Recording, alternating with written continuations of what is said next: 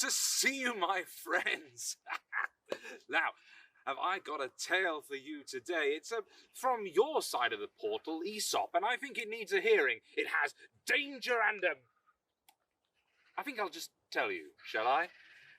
So, if you're ready, I'll tell you the tale of the two fellows and the bear.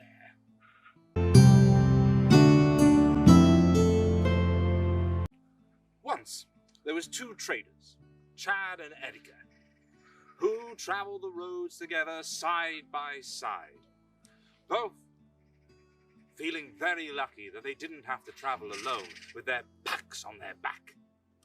They always kept to the safest and well-travelled roads, with watchmen seen regularly.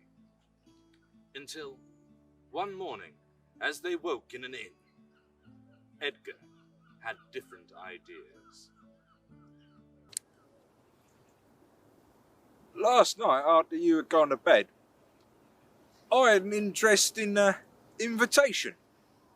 Chad, not fully awake, nodded for more.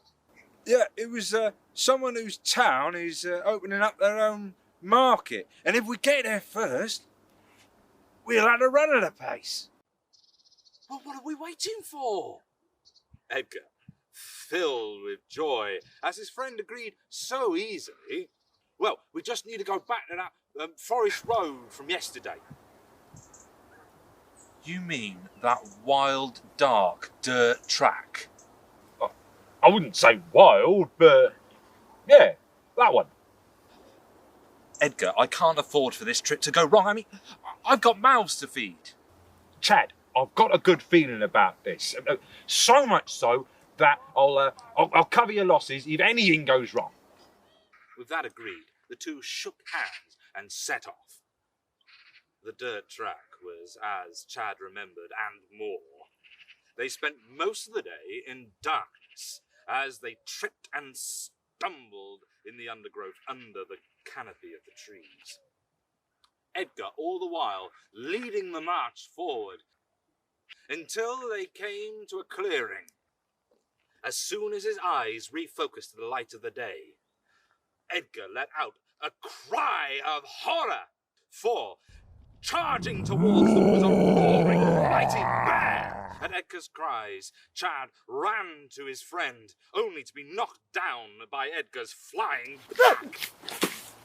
His eyes searching for his friend, Chad saw him scrambling up a tall tree with never a look back. Chad could do nothing but lie in the mud of the forest floor, as if dead, as the mighty bear pressed his clawed paw down on him, and leaning his snout close to Edgar's ear, growled low.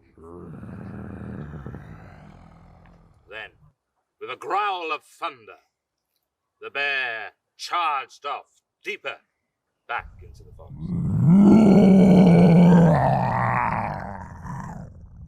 For bears do not eat dead meat.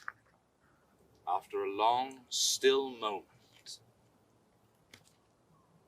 Edgar scurried down from his tall tree, laughing and retrieving his pack, then turned to Chad.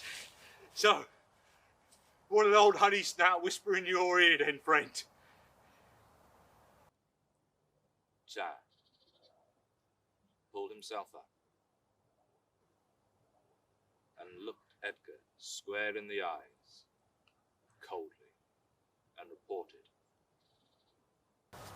He told me to never trust a friend who deserts you in a pinch.